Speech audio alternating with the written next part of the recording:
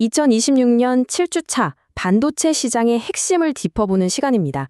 이번 주는 정말 딱 한 단어, 인공지능. 이 모든 걸 설명합니다.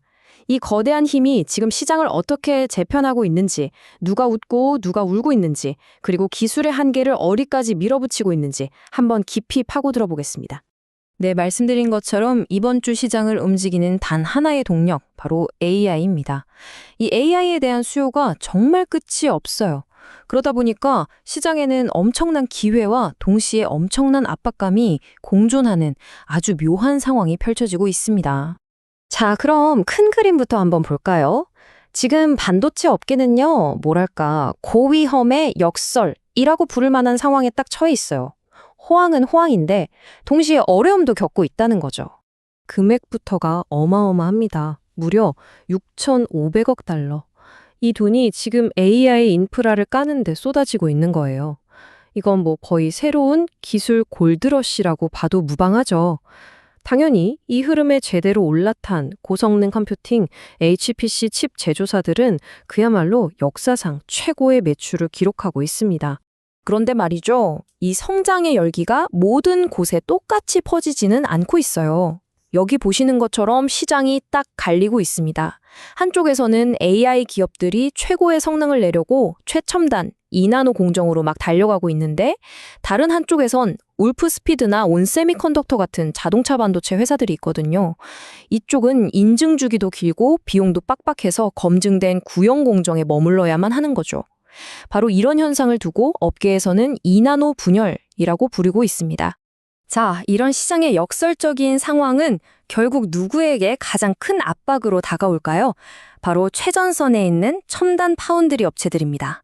AI라는 왕관을 차지하기 위해서 이제 새 거인, 즉 파운드리 타이탄들의 정말 치열한 전쟁이 시작된 겁니다. 이제 TSMC, 삼성, 인텔 파운드리의 싸움은 예전처럼 누가 더 미세 공정 숫자를 낮추나 하는 단순한 경쟁이 아니에요. 완전히 다른 차원의 게임이 됐습니다. AI 시장은 정말 까다롭거든요. 전력은 얼마나 적게 쓰냐? 첨단 패키징은 되냐? 웨이퍼는 대량으로 뽑아낼 수 있냐? 이런 복합적인 요구들을 누가 가장 잘 해결해 주느냐?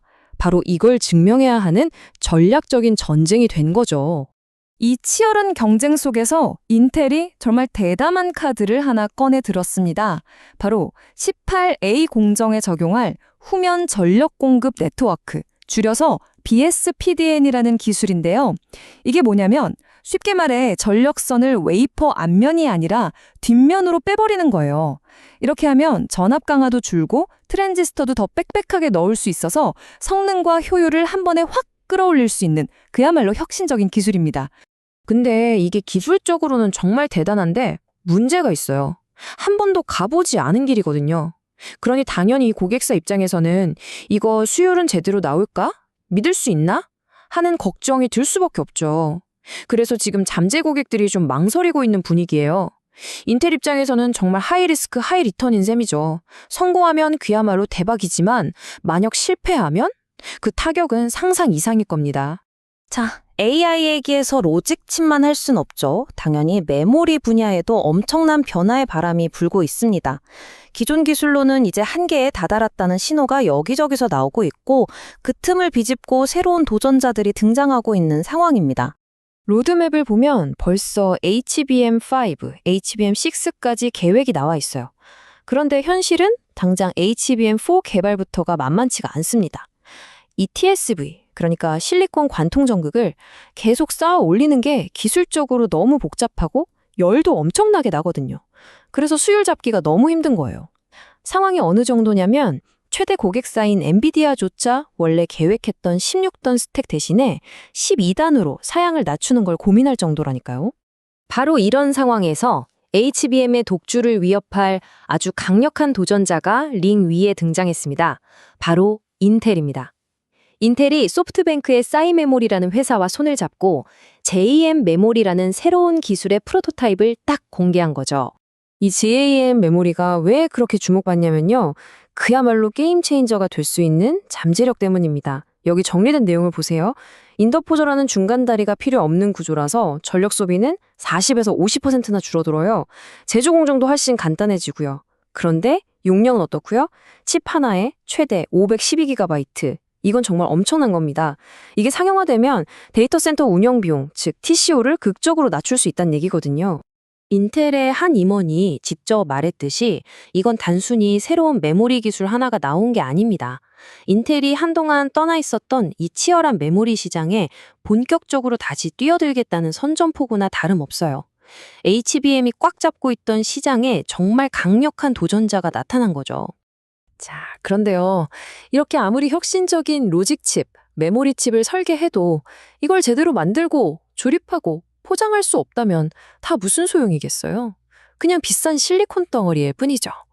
AI의 폭발적인 수요는 이제 칩 자체를 넘어서서 반도체 생태계 전체를 압박하고 있습니다. 그리고 바로 여기서 우리는 지금 업계가 직면한 가장 심각한 문제, 병목 현상을 마주하게 됩니다. 지금 우리나라 패블리스, 그러니까 IC 설계 기업들의 현실이 어떤지 아십니까? 칩 설계를 다 끝내놓고도 패키징을 맡기려면 글쎄요, 최대 1년을 기다려야 한대요. 1년입니다. 이 말도 안 되는 병목의 원인은 딱 하나예요. AI 가속기를 만드는데 꼭 필요한 CoOS 같은 첨단 2.5D 패키징, 이 생산 능력이 수요를 도저히 못 따라가는 겁니다. 이게 바로 지금 반도체 공급망의 가장 아픈 아킬레스건인 거죠. 상황이 이렇다 보니 관련 기업들은 정말 발등에 불이 떨어진 거죠. 다들 살기 위해서 대규모 투자와 전략적인 변화를 서두르고 있습니다. 예를 들어 패키징 강자인 엠코는 아예 애리조나에 큰 공장을 지어서 AI, HPC 중심으로 사업을 재편하고 있고요. 장비 업체인 KLN은 인도에 4억 달러를 들여서 R&D 캠퍼스를 짓고 있습니다. 반면에 탑코 같은 소재 공급 업체들은 이 병목 현상 덕분에 오히려 수요가 폭발해서 기록적인 매출을 올리는 기회를 잡기도 했죠. 자, 정말 숨가쁘게 달려온 한 주였습니다. 변화의 스케일이 정말 어마어마했죠? 그럼 이번 주 시장을 정리하면서 우리가 꼭 기억해야 할 핵심은 뭘까요? 핵심은 딱 3가지로 요약할 수 있겠습니다. 첫째, AI 붐은 누군가에겐 엄청난 기회지만 다른 누군가에겐 위기인 그야말로 양날의 검이라는 것, 시장이 극단적으로 나뉘고 있다는 점이고요. 둘째, 이제 파운더리 전쟁은 단순히 기술력이 아니라 누가 더 과감한 기술적 도박을 해서 AI 시장을 먼저 잡느냐의 싸움이 됐다는 겁니다. 마지막으로 셋째, 가장 중요한데요. 결국 AI 시대의 성장 속도를 결정하는 건 화려한 칩 설계가 아니라 그걸 받쳐주는 공급망, 특히 패키징이라는 문지기가 쥐고 있다는 사실입니다. 결국 이 모든 이야기는 2026년 그리고 그 이후를 관통할 아주 중요한 질문 하나로 이어집니다. AI의 미래, 그 거대한 흐름의 속도를 결정할 진짜 병목은 과연 무엇일까요? 첨단 파운드리의 수율일까요? 아니면 HBM을 넘어설 새로운 메모리의 혁신일까요? 혹은 지금 당장 발목을 잡고 있는 이 패키징의 생산 능력일까요? 이 질문에 대한 답을 찾는 과정이 앞으로의 시장을 지켜보는 가장 흥미로운 관전 포인트가 될 겁니다.